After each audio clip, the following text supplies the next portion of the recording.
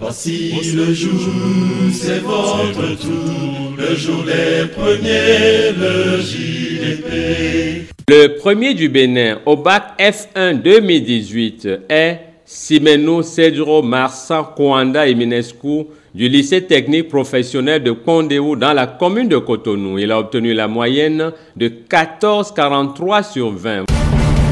Voici ses notes. Français 10 sur 20, automatique 13 sur 20, construction mécanique 13 sur 20, études d'outillage 13 sur 20, analyse de fabrication 14 sur 20, sciences physiques 14 sur 20, mathématiques 16 sur 20, mécanique 17 sur 20 et travaux pratiques 19 sur 20. Au Bénin, au bac F1 2018, 158 candidats ont composé, 35 candidats sont admis et 123 candidats ont échoué. Écoutons ici les secrets de réussite du premier du Bénin au bac F1 2018. Il les livre au micro de René Nana, le président de l'ONG Le Jour des Premiers. Qu'est-ce que tu peux dire à tes camarades comme secret en travaux pratiques? Comme secret en travaux pratiques, j'aimerais dire ceci à mes amis. Lorsque, en pratique, on vous donne la pièce, la première chose à faire, sinon en F1, c'est les pièces qu'on travaille. Donc, lorsqu'on vous donne la pièce, la première chose à faire, c'est de relever les dimensions brutes de la pièce et de comparer ça par rapport à ce qu'on vous demande de faire. Donc, après avoir relevé cette dimension brute de la pièce, il faut voir maintenant le dessin qu'on me demande de reproduire, quelles sont les dimensions et quelles sont les opérations à effectuer sur la pièce. Et quelle opération devrais-je effectuer en première position? Parce que si tu effectues mal les opérations, tu risques de rater la pièce. Donc, il faut savoir l'opération à effectuer en première position. Donc, c'est la première des choses. Après, lorsque tu prends ta pièce, tu regardes les dimensions brutes de la pièce. Après, tu regardes les dimensions qui sont sur le dessin qu'on t'a donné. Après, maintenant, tu regardes les opérations préliminaires. Après cela, maintenant, tu iras monter sur la machine très, très attentivement. En étant très, très attentif. Donc, lorsque tu montes sur ta machine maintenant, tu es très, très attentif sur ce que tu veux faire. Et là, tu dois t'assurer que tu sais bien effectuer les opérations qu'on t'a demandé de faire. Parce que lorsque on est en classe, le professeur amène chacun, ou bien un groupe d'élèves sur les machines. Et on vous apprend comment manipuler chaque machine. Donc, tu dois être d'abord en mesure de manipuler chaque machine. Et après, maintenant, lorsqu'on te remettra ta pièce, tu iras de façon attentive sur la machine et travailler.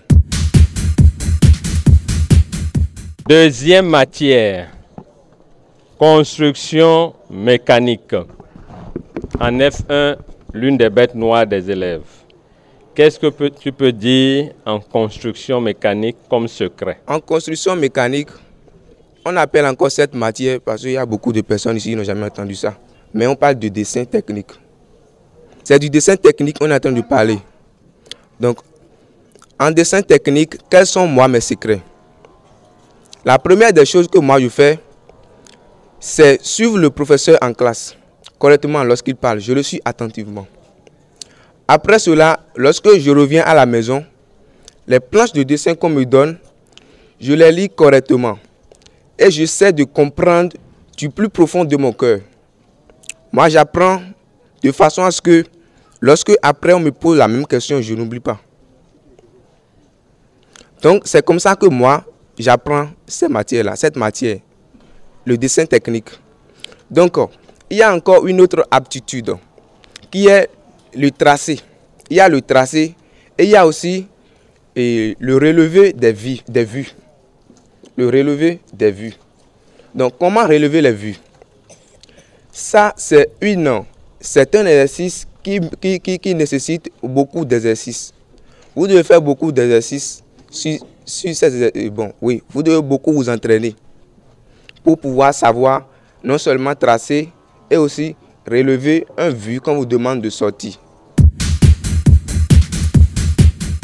En mathématiques, 16 sur 20, coefficient 3. Quels sont tes secrets en mathématiques? Comme je viens de le dire pour le dessin technique, la mathématique également, lorsque le professeur est en classe et donne les explications, je le suis attentivement. Et j'essaie de comprendre, au lieu de bavarder lorsque le professeur sort rapidement de la classe, moi j'essaie de comprendre ce que le professeur vient de dire. Donc je fais tout possible. Si c'est 75% du cours, c'est déjà dans ma tête dans la classe, avant que je n'y aille à la maison. Donc, lorsque tu suis attentivement le professeur en classe, je crois que tu auras les 75. Sinon, pour quelqu'un qui n'est pas bien, il peut avoir 50% du cours avant d'aller à la maison. Si je suis attentivement le professeur en classe. Donc, lorsque tu suis attentivement le professeur en classe, arrivé à la maison, tu relis le cours que vous avez fait. Et lorsque tu lis ce cours, tu essaies de garder ça. Bon, moi, j'essaie de comprendre ça.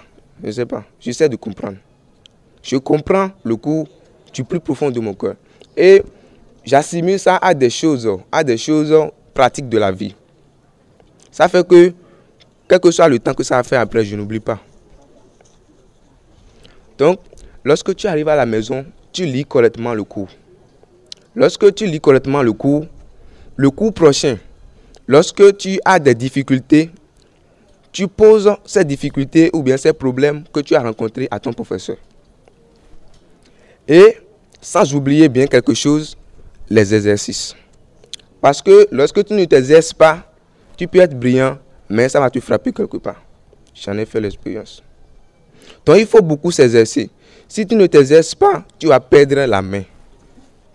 Donc, c'est premièrement, suivre attentivement le professeur en classe. Ensuite, arriver à la maison, essayer de comprendre le cours. Parce qu'il ne suffit pas de lire seulement. Il faut comprendre le cours. Et lorsque tu comprends le cours maintenant, tu commences par faire des exercices. Et ces exercices vont te donner l'aptitude de ce qu'on te demande de faire. Tu seras habitué.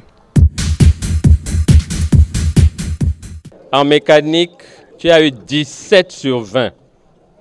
Secret en mécanique.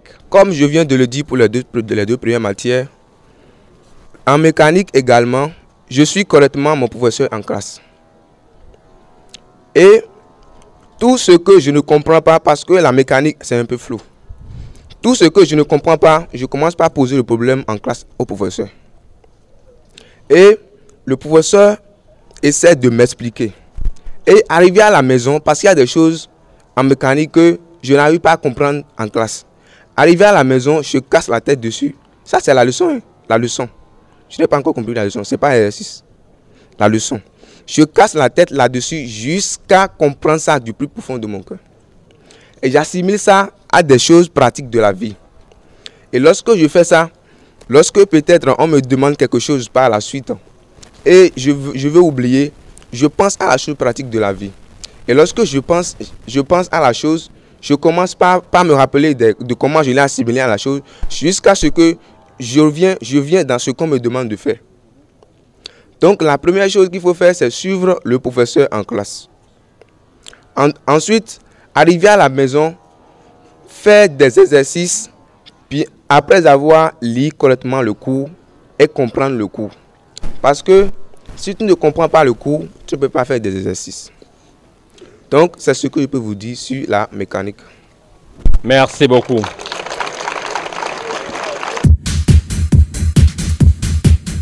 Le jour des premiers, le JDP.